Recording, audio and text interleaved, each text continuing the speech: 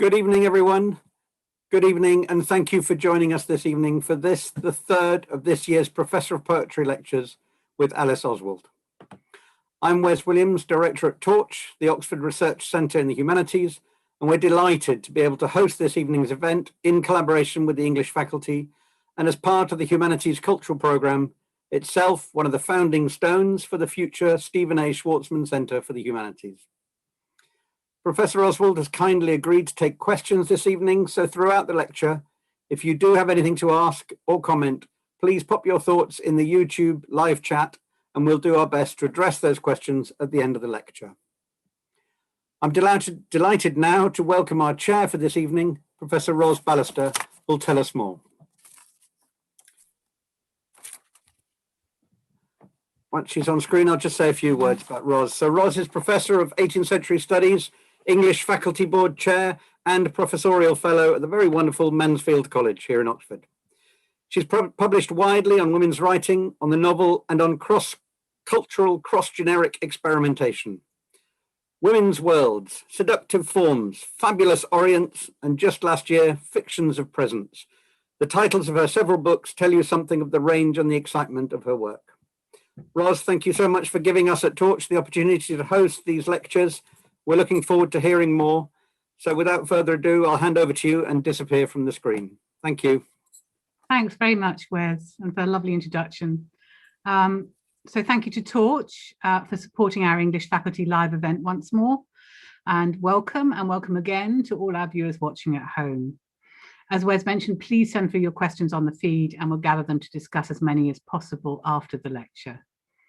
So I'm delighted to introduce Professor Alice Oswald, the 46th Professor of Poetry at the University of Oxford since the post was founded in 1708. This is the fourth of her termly Professor of Poetry lectures. Whether this is your first occasion of joining us or if you've been with us every step of the way, you'll be equally engrossed. Alice Oswald is a poet of huge versatility, equally at home with the epic and the lyric, with the classical past and the material present. Her poetry is widely celebrated for its precise reimagining of both nature and myth, and it's won numerous awards, including the T.S. Eliot, Griffin and Costa Poetry Awards. Writing poetry and talking about poetry is not necessarily a fluid transition, but Professor Oswald manages to make it so. And even and especially when her passion for what she calls poetry's most fugitive elements has been challenged by the demands of having to move online to deliver these termly lectures.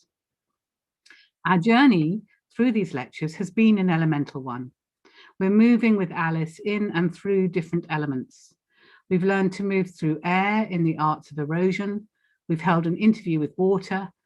And today we've come to earth as our feet, maybe our toes, have come to rest, maybe they're stubbed, on that small stone element, the pebble. And Professor Oswald promises to speak on behalf of a pebble. Her lectures consistently speak for the natural world and for a different relationship with it, perhaps even not a relationship, since even thinking in these terms implies a kind of distance that poetry, the imaginative capacity to make things new in the world, can and should resist. This is, she's tantalizingly told us, a lecture about living and dead objects inside living and dead poems. So I'm very pleased to hand over to Professor Alice Oswald for her lecture on behalf of a pebble. She's on her way here, so just listen for her arrival before she starts to speak.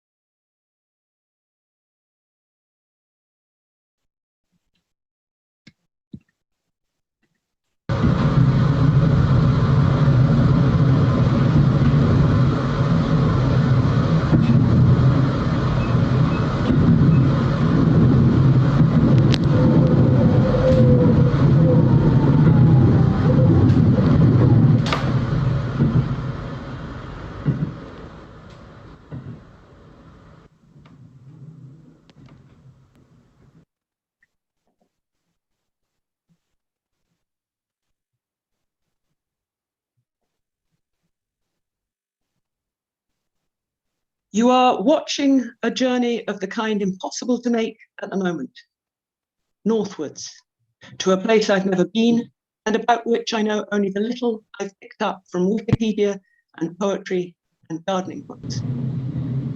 I apologize to those of you who have been there, have perhaps lived there, but this lecture is partly about things which lie beyond human knowledge. So I am allowing some strategic carelessness into its content. The place is Hokkaido, the North Island of Japan, inhabited for thousands of years by the Ainu, who made small settlements on the rivers, where the women grew deccan grass and millet and foraged for lily roots, while the men went hunting.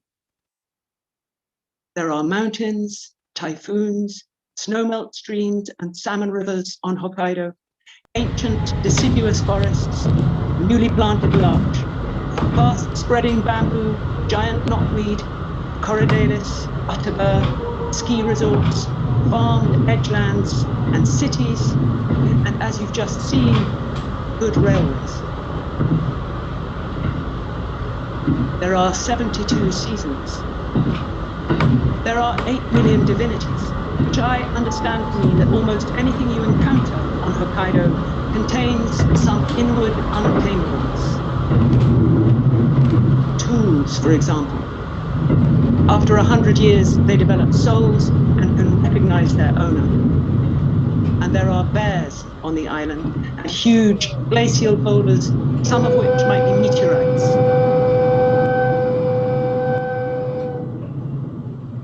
Strangest of all, there are, or were until the middle of the last century, female epic poets.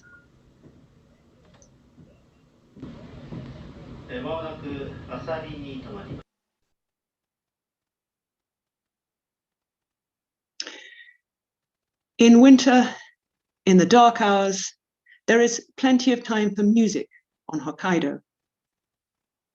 This is one of the Ainu instruments, tonkari. It is tuned to the pentatonic scale and shaped supposedly like a human.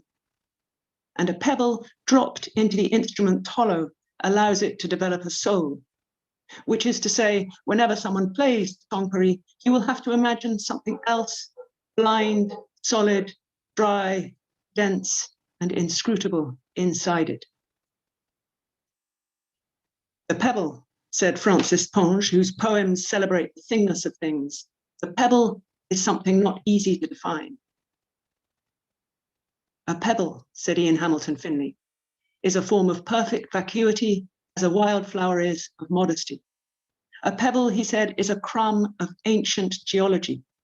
The modern pebble is prized as a sculpture, as it were, of the pebble.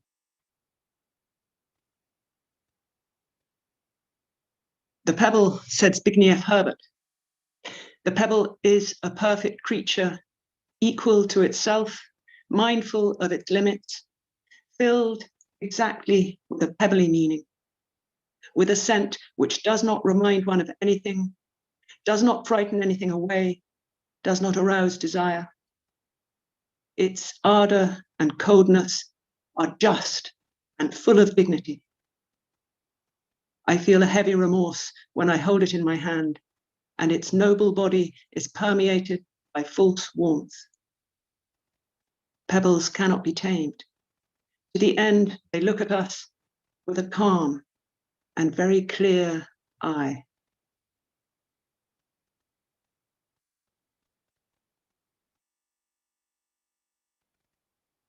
This lecture is about the presence of that pebble and similar undefinable, untamable objects inside poetry, which is to say, it is a lecture about how poets cope with the matter of matter, whose being can sometimes feel as far from us as Hokkaido.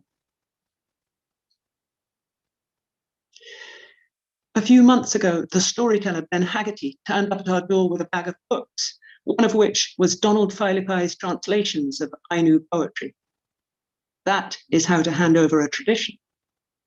I had asked for Korean poetry, and slipped into the bag was this blue hardback full of the strangest, simplest poems. The Ainu never developed a writing system, so their compositions, like Homer's, proceed in mouthfuls of phrases with refrains and flexible meters. Each verse has about 5 syllables and a pause. To learn a poem, a poet would first receive the storyline, which she would mutter over in private. Then she would perform it melodically, sometimes throughout the night. Men would often perform to each other when they camped in the hills to hunt deer. Here is a picture of a male poet lying on his back, beating time on his abdomen. And while the men were away, either in the mountains or later in the mainland cities doing industrial work, the women looked after themselves and kept the poems alive on their own. Hiraga Etta was born in Shinpiraka on the Saru River. In the 1930s, she spent a year living in Tokyo, recording her repertoire for the Japanese scholar Kubodera. Most of the poems in Finley's anthology are collected from her, including my favorite, The Song of the Fire Goddess. I read that poem in the middle of winter, and it fell into my mind like a pebble. I can't now turn my head without feeling the shape of the various objects which compose its narrative: a needle, 6 silver wiping sticks, a single sedge stalk, dogs, gloves, and 2 metal fans, clothes with heavy hems, a bundle of ornaments, and among all these thing-like things, as if supporting itself on their definitions, there is fire itself. Ap Emeru Koyan Mat, Unamaru Koyan Mat, she who floats up in sparks, she who floats up in cinders. Fire has a system, says Pange. First, all the flames move in one direction. One can only compare the progress of fire to that of an animal. It has to leave one place before occupying another. It moves like an amoeba and a giraffe at the same time, its neck lunging, its feet crawling. Then, after all substance has been methodically consumed, the escaping gas becomes a single slope of butterflies. That is how fire is apprehended by a French prose poet in the 20th century.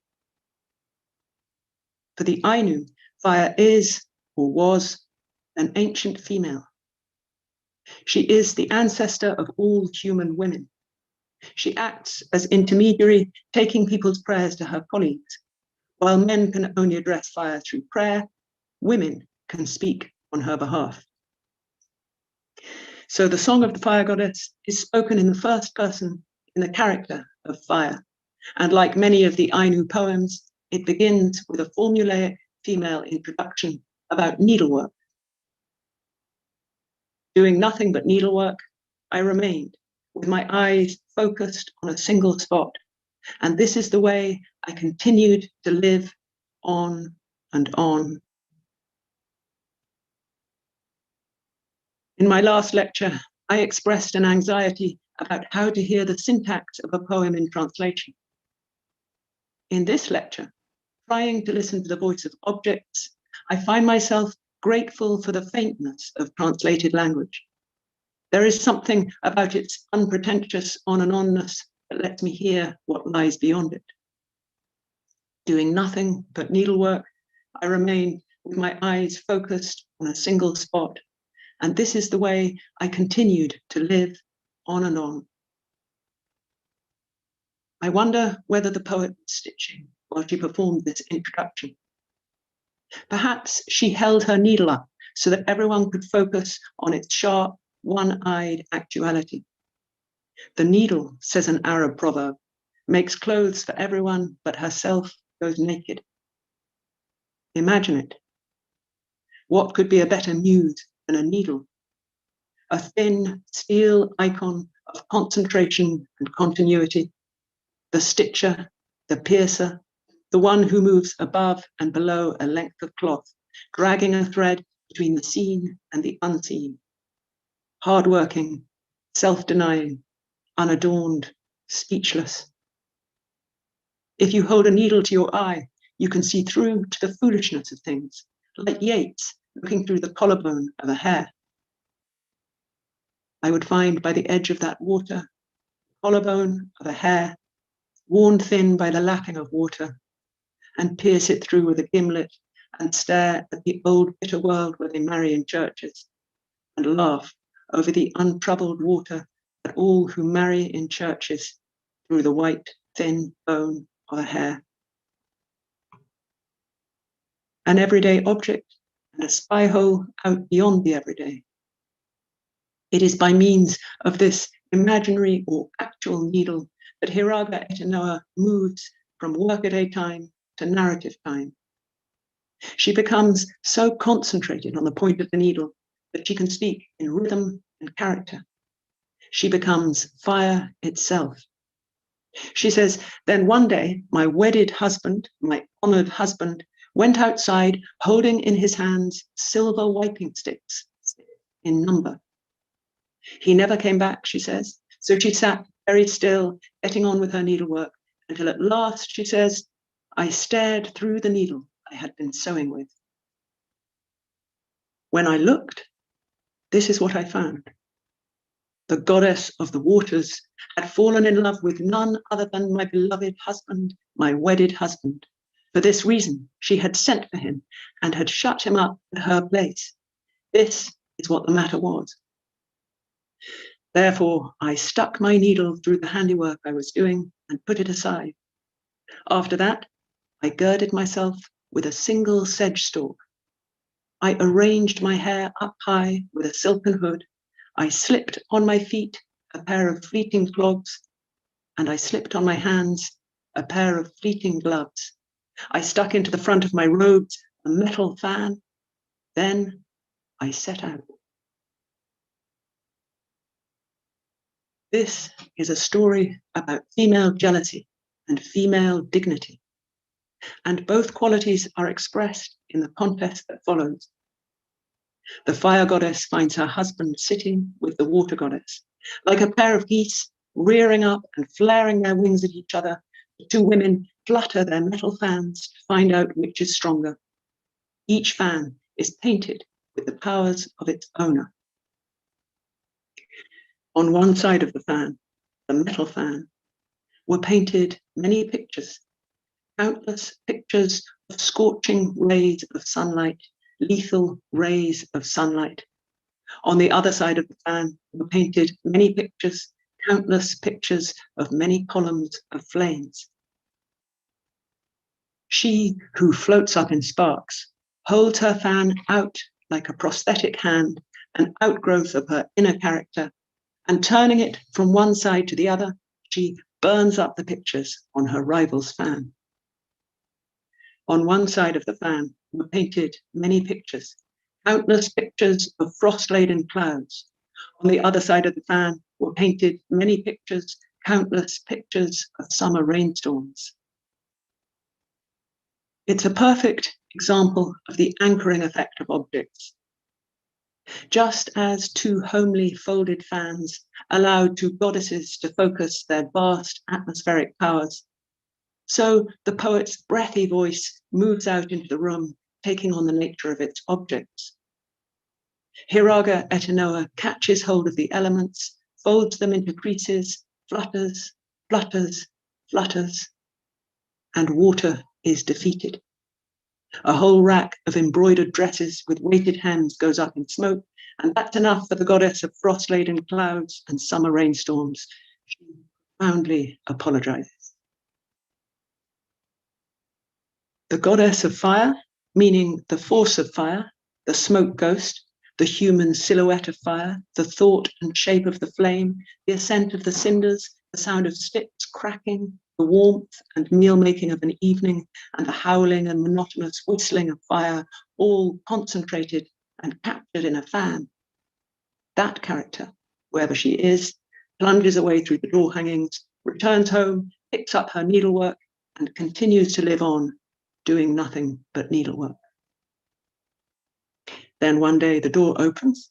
Her husband comes slinking back, carrying a bundle of presents. She doesn't look up. She goes on with her stitching. She never breathes a word while her husband clinkingly puts the ornament on the mantelpiece, apologizes, and never, ever goes missing again. There is a lot of noise in Ainu poetry, often conveyed in formulaic phrases. I knocked him against the slender trees and the stout trees, making cracking noises and thudding noises. His soul could be heard flying off with intense rumbling and roaring. The horrible woman's laughter resounded with a ricochet. Noise is the dialect of matter. When noise bursts through the semantics of poetry, it's as if the other world, the world of things, has found its tongue. And in the story of she who floats up in sparks and cinders, when she reaches the house of water and finds her husband sitting there, she says, I was so angry that I rattled the pot hook back and forth again and again.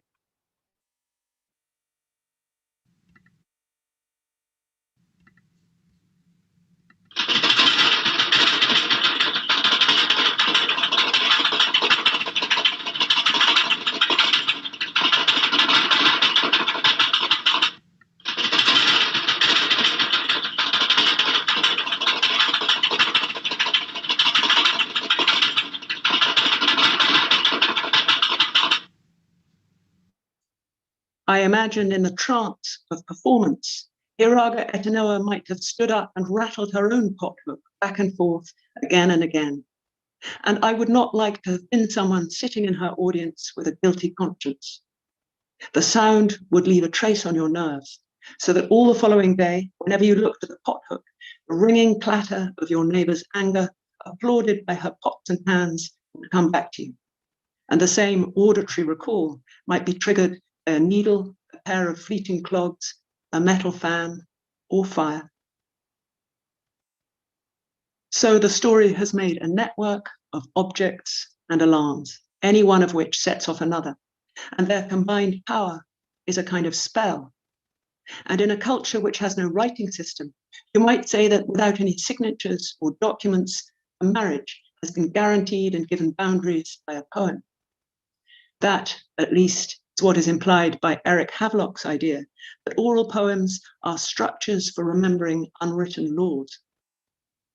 Havelock emphasized the role of meter in preserving moral codes, but it's likely that matter has a similar mnemonic function.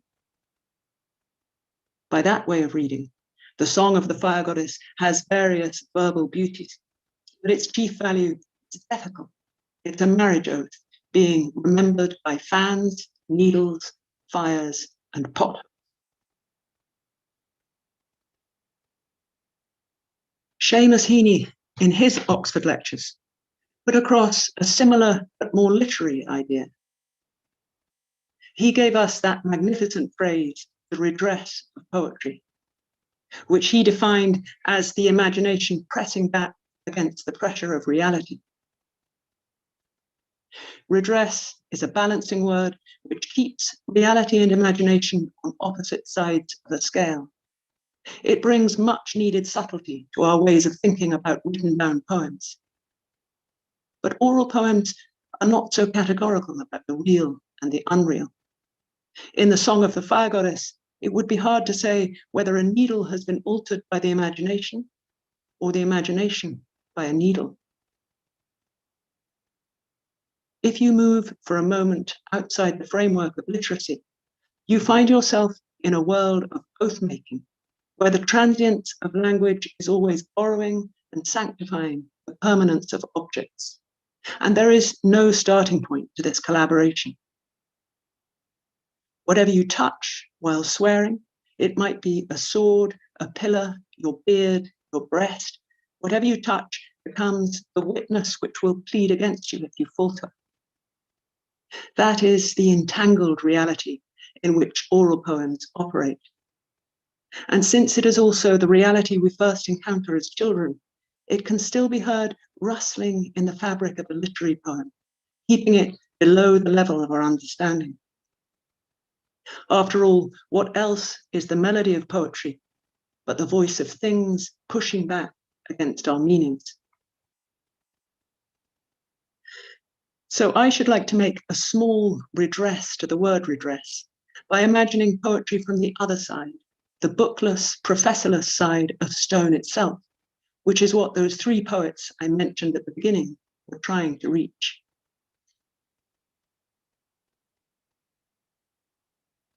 The pebble is foolishly admired as being handmade by the ocean. The pebble is an infant compared with the net cork. Hamilton Finley wrote 20 of these detached sentences on pebbles. A shore of pebbles is a very picture of democracy. Every pebble on it is interesting, and so on, and so on. Each sentence is kept separate from the next, and taken together, they amount to a bleak, uneven stonescape, a terrain without connections. Hamilton Finley started out as a writer of short stories and short poems. His style was always spare, always aiming to wear itself down to something scarcely larger than a dot. In the 1960s, inspired by Edwin Morgan, he began to write concrete poems, i.e. poems whose meaning draws on the materiality of the page. And this sculptural approach to language led him eventually to make his poems three-dimensional, writing them into blocks of stone or wood or sundials, stiles, fountains, stepping stones, watering cans, plant labels, boats. There is a difference, he said, between a thing poem and a poem which is about things. With an anguish that would have been familiar to an oral poet, Hamilton Finley used to worry about the transience of language. Would that my words would be still, he said. It is often my dearest wish, or second dearest. To embody this wish, he made a series of stone definitions of impermanence, some of which you can see at his garden in Little Sparta. For example, halfway over a stream with the water rushing along underneath, you find a stepping stone on which is written ripple, noun, a fold or fluting of the liquid element. And here is one of a series of pebbles, which were exhibited at Kettle's Yard in Cambridge, inscribed with the word nuda with a hint of under, a perfect example of entanglement. Like a gravestone, halfway between ancient pledge and modern page, the nude pebble entangles itself in a wave which entangles the very act of speaking and makes it lasting. While on the facing page, a quote from Xenophanes runs towards it like a wave. The mighty sea is father of clouds and of winds and of rivers. There is an eclogue tone to Hamilton Finley's poems, so that sometimes they feel more like ornament poems than thing poems. Zbigniew Herbert, who was his contemporary, seems to have had a fiercer need to let the stone itself speak back to him. Having lived in Poland through both Nazi and Stalinist occupations, he mistrusted the human mind. His poem, which I shall reread, is little more than a way of leaving stone alone. It is either a refusal of redress or a request for it to operate the other way round. Pebble is a perfect creature, equal to itself, mindful of its limits, filled exactly with a pebbly meaning, with a scent which does not remind one of anything, does not frighten anything away, does not arouse desire. Its ardor and coldness are just and full of dignity.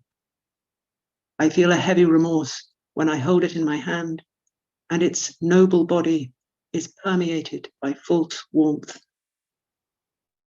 Pebbles cannot be tamed. To the end, they look at us with a calm and very clear eye.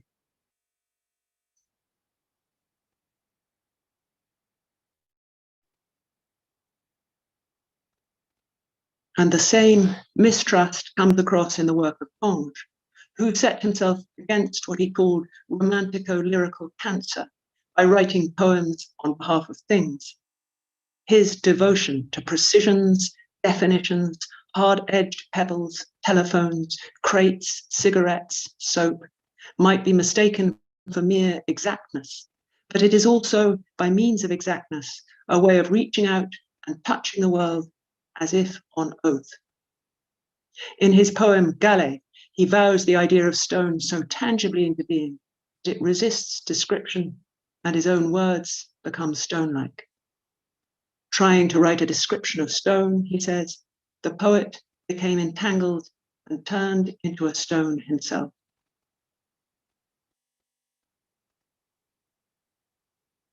To ballast the voice with the weight of stone, to tangle the voice with the lastingness of stone. At the heart of the Odyssey, there is that kind of enchantment going on. When the Cyclops discovers the identity of Odysseus, he shouts out a curse prayer. Hear me, blue-haired god, Poseidon who circles the earth.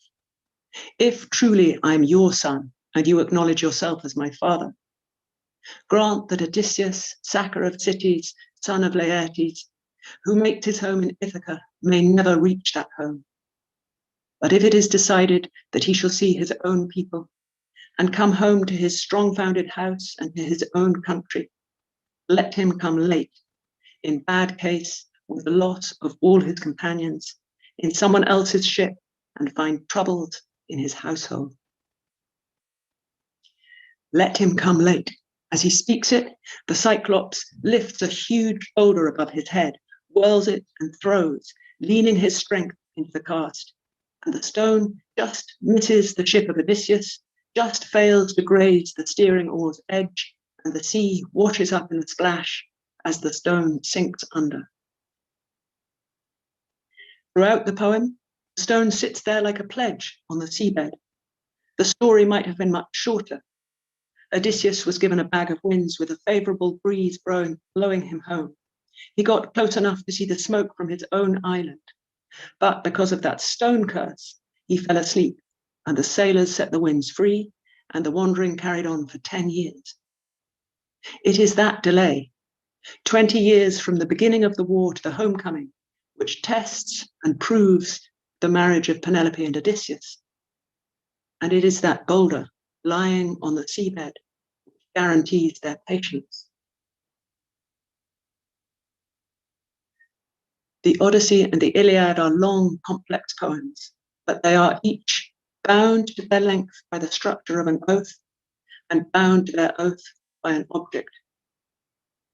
The Iliad, which is a reverse image of the Odyssey, describes the devastation that follows a series of broken bonds between husband and wife, soldier and leader, killer and corpse, and one fellow human with another. And this trail of agonies is all entangled in a wooden staff studded with golden nails. The idea is invisible, but its truth or troth or pledge can be held in the hand. But I will tell you this, says Achilles, and swear a great oath upon it. In the name of this staff, which never again will bear leaf nor branch, now that it has left behind the cut stump in the mountains, nor shall it ever blossom again, since the bronze blade stripped bark and leafage, and now at last the sons of the Achaeans carry it in their hands in state when they administer the justice of God. And this shall be a great oath before you. Someday, longing for Achilles will come to the sons of the Achaeans, all of them. Then, stricken at heart though you be, you will be able to do nothing when in their numbers before manslaughtering Hector they drop and die.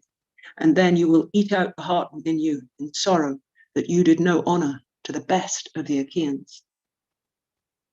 So he spoke and dashed to the ground the sceptre studded with golden nails and sat down again. In the name of this staff, which never again will bear leaf or bark, now that it has left behind the cut stump in the mountains, nor will it ever blossom again, since the metal blade stripped bark and leaves. It is one thing for a poem to reach out and touch a stone, but when it reaches out and touches wood, the contract between word and object becomes more complicated. And I'm going to attend now to this uncontrollable question. What happens when you betroth your language not to a stone, but to something alive. Well, this is what happened to Francis Ponge, the poet of objects, when he turned his attention away from crates and telephones and wrote a short but infinite poem about trees. The poem moved, it vanished, even its title wouldn't stay still. The trees delete themselves inside a fog sphere. In the fog which surrounds the trees, the leaves are stripped. Leaves deadened already by slow oxidation, deadened by the saps out-seeping for flowers and fruits gain, since the harsh heats of August made of them a less. In the bark, vertical furrows crease and slit where dampness drains to the earth's base, indifferent to living creatures of the trunk. Flowers scattered, fruit conferred.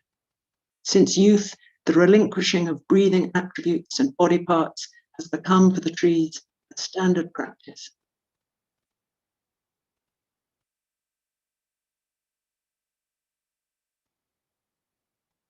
This devastating poem reaches out and lays hold of the matter of vanishing in such a way that human thinking deletes itself as it reads.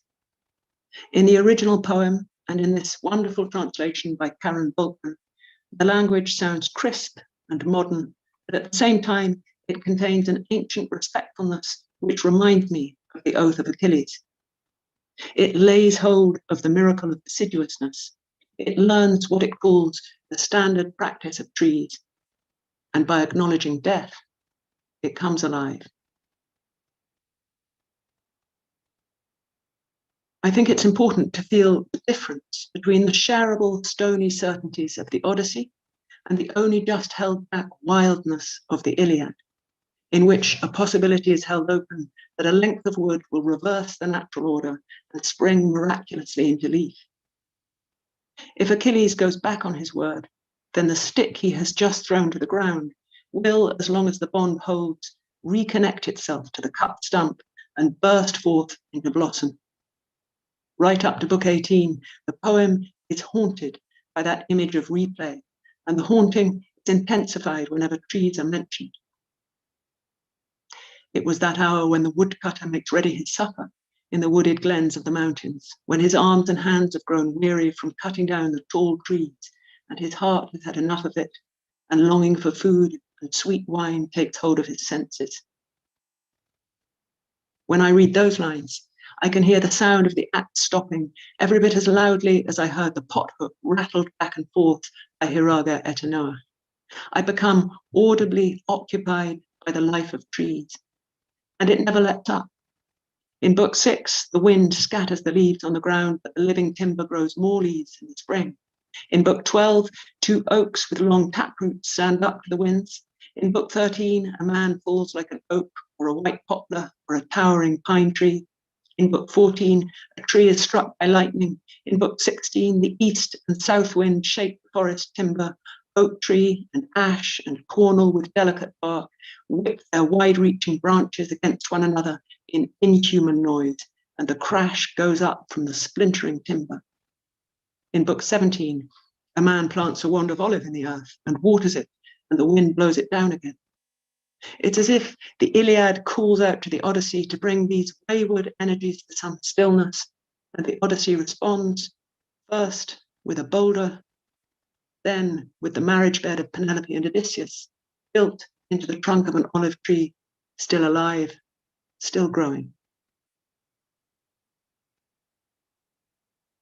I'm not talking here about meanings, I am talking about matter. In this case, the matter of timber as it pushes back against the imagination, filling it with a feeling of leaves. Perhaps I'm speaking not about the staff of Achilles, but the staff of rhapsody, which a poet could lean on while reciting. Or perhaps they are the same thing. And in the rapture of performance, when the poet welled up the wrath of Achilles, he might fling down his staff with a heavy clatter, full of the life and death of trees. If you can imagine that staff and the purpose it served in performance, not just as stage prop, but as a kind of minimal memory palace charged with the remaining story. You can begin to feel the presence of the plant world sending its voice into poetry to represent the earth's unwritten laws. Then you are ready for the matter of my second favorite Ainu poem. Song of an Old Boat Goddess, another of Hiraga Inoa's poems, tells the story of a tree which grows beside a waterfall, gets chopped down and made into a boat, travels downriver and is wrecked at sea, then its ghost travels back to the cut stump and ascends to heaven. The poem is much concerned with right behavior towards timber. First, you must address the tree with its full title, otherwise your axe will break. Then you must speak gently to the waterfall. Then you must decorate the boat and coax it back inland with prayers. As if to press these instructions into the memory, the poem traces a songline from a known waterfall downriver and back again to a known tree stump. Go up along the stream of the Saraki River. When you have gone to the top of the waterfall, there will be standing only the stump of a tree which was felled long ago. Anyone walking that way might look at the stump and remember the poem in it, taking heed of the full title of a tree, O goddess ruling the earth, as well as the right approach to waterfalls and boats. That doesn't mean the poem is tediously utilitarian, but it does mean that the human and the landscape are being held in dialogue with each other. There is a bond between them, not quite a marriage bond perhaps, but an alliance of mutual rules and gifts whose pledge is the cut stump, and anyone passing that way will have to pause and think on its behalf. Just as anyone walking past an ash pollard in John Clare's county might remember his poem.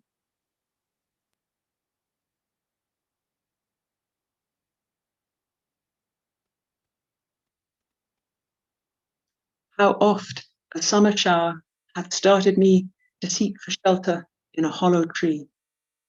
Old, huge ash dotterel, wasted to a shell, whose vigorous head still grew and flourished well. Where 10 might sit upon the battered floor and still look round, discovering room for more. And he who chose a hermit life to share might have a door and make a cabin there. They seemed so like a house that our desires would call them so and make our gypsy fires and eat field dinners of the juicy peas till we were wet and drabbled to the knees. But in our old tree house, rain as it might, not one drop fell, although it rained all night.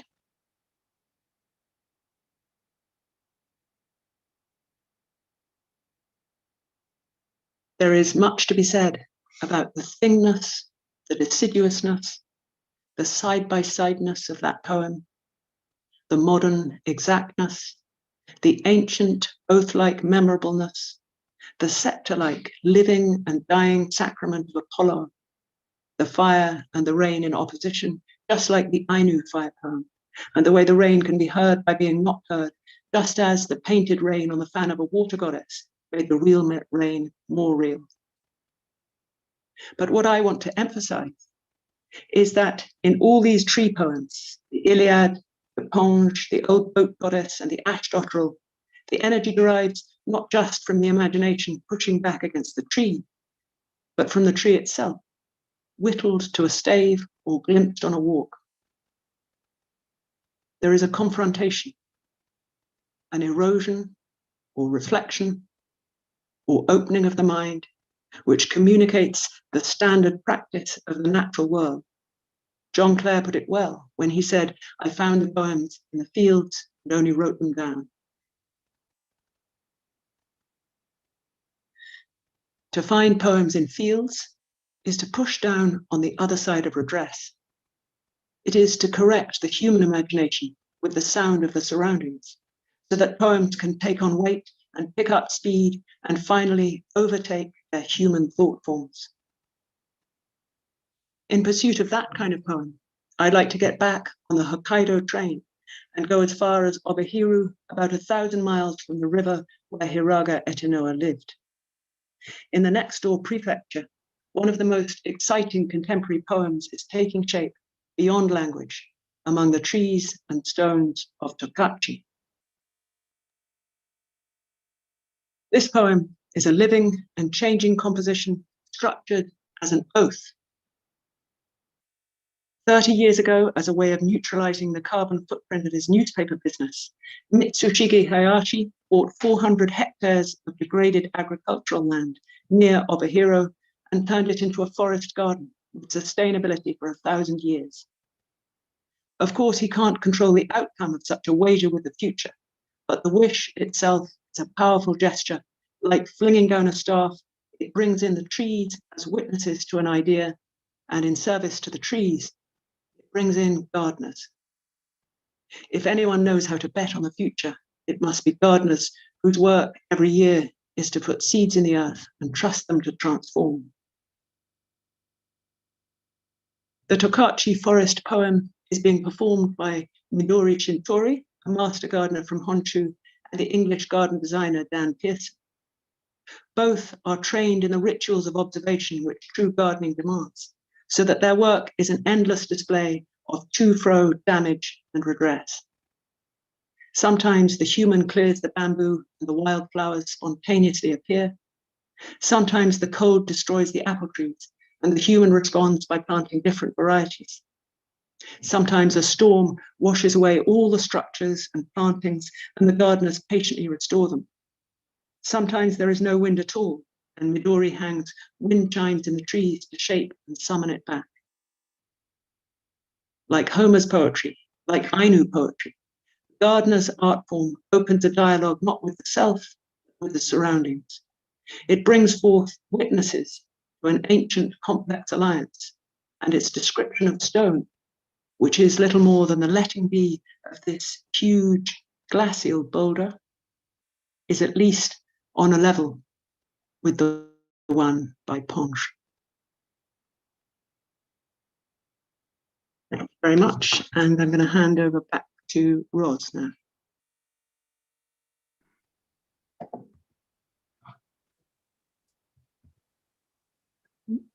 Sorry.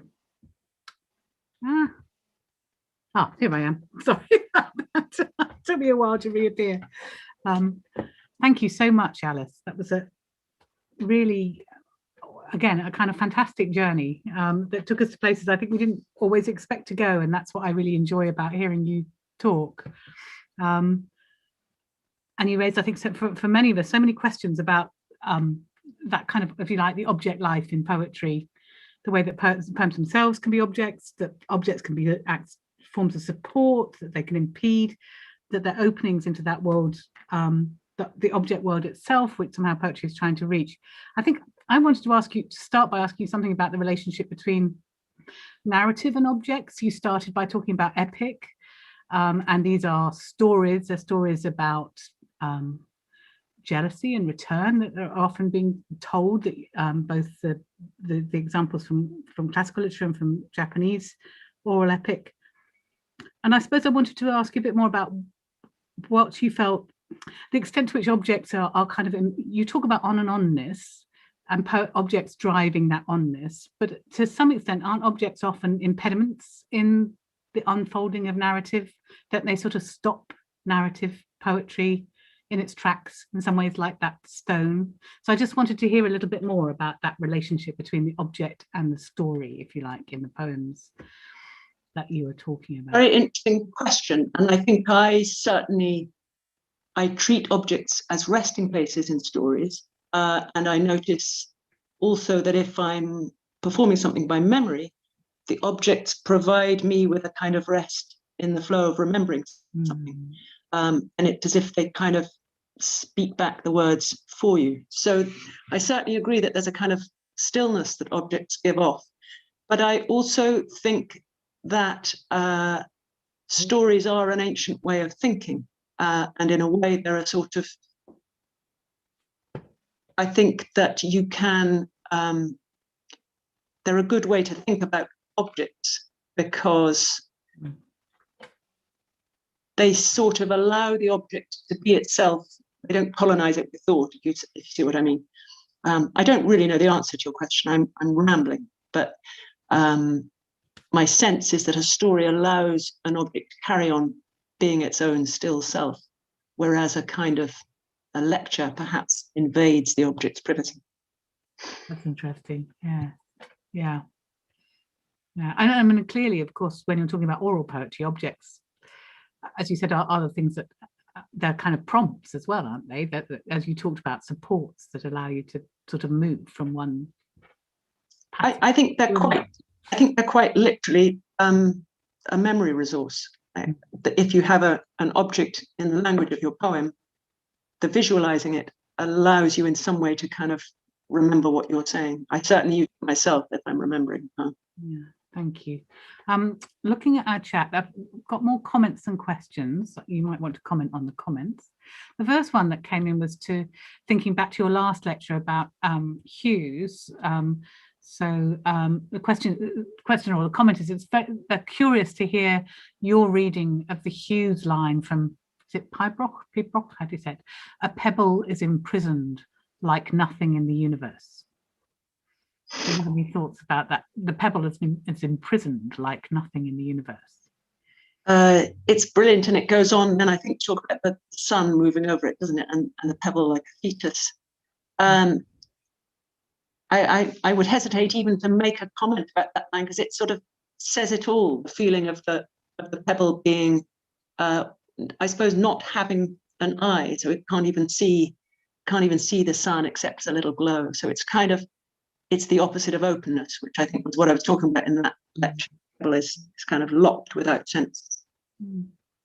And then another comment about Paul Celan's microliths. Have you come across these? Translated by Pierre Joris, prose fragments apparently written by the poet. I think that came in just as you were talking about Finley's. I don't think I have. I missed the first bit of that. Paul Celan, C-E-L-A-N. Oh yes, absolutely. Microliths. Yeah. I suppose he was another poet who kind of turned to stone almost in despair about the human mind, I think, rather like the Zbigniew Herbert Pebble poem. That's a really interesting thought as well. I suppose I wondered whether there's sometimes the way in which objects are attractive to poets because they perhaps particularly stone because of the lack of affective relationship. Objects don't care. Would be I suppose the position. Or stones don't care by definition. Yes, but I'm reluctant to sort of endlessly enlist them for our service. I would rather suggest that it's a good route to trying to kind of listen to something beyond the human, rather than always using them for our own purposes. Yeah. The next question takes us back to the Odyssey. And asked, how do you see that relationship between solidity and fluidity in Homer's Odyssey? Does it work in terms of stones and wood versus water? So the solid and the fluid. Well, I mean, Homer is an undismantlable world. He just gets all the elements to work together. So sometimes you can focus on the sea and everything is impossibly mobile and you don't know where you are, and then sometimes he can offer a stone or a tree, or in a way Homer just is more like life than life itself. So I don't think he's even really using one rather than the other. He's just got all there operating in a healthy whole way. Different comment. I think one of the things about the strangeness of Zoom chat is people write and it comes back to things we were talking about before. So this is a comment about acting. Like the oral poet, the actor uses objects as sort of small markers in a scene. It's a way of kind of remembering where you are. Objects are little markers in a scene for an actor. Someone comments.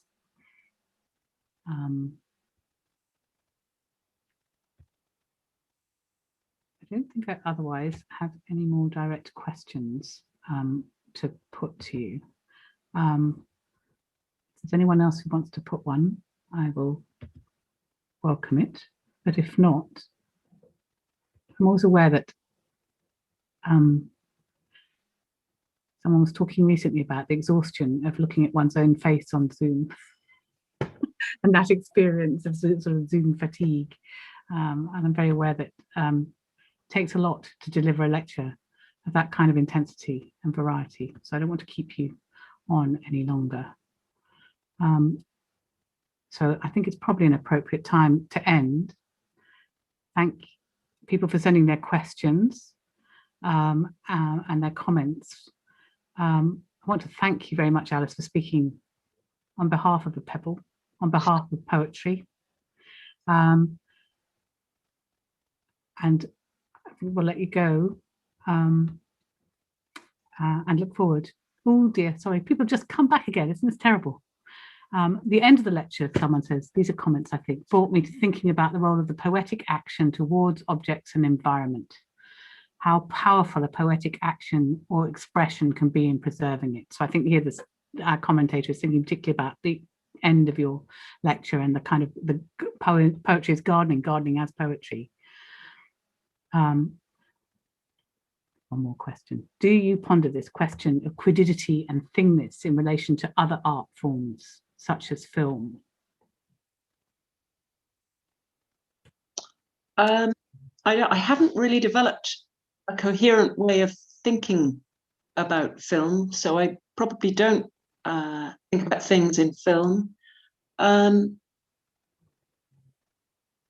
think for me, it is more particularly something I'm interested in language because of my interest in oaths, I think, which I think are a kind of a primitive form of poetry.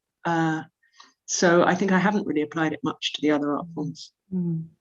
So I'm interested in music, in the objects that one has to use in music, in musical instruments. Yes, and that's another question actually that's just come in, which seems to me, in what sense can plants and living or organic objects be compared with man-made objects like the pot hook or the instrument that you opened our lecture with, I suppose as well, that they are those man-made objects, if you like, that are made for man's use, seem to be different from plants and living organic, or have a different quality. And yeah, a differentiation you want to maintain.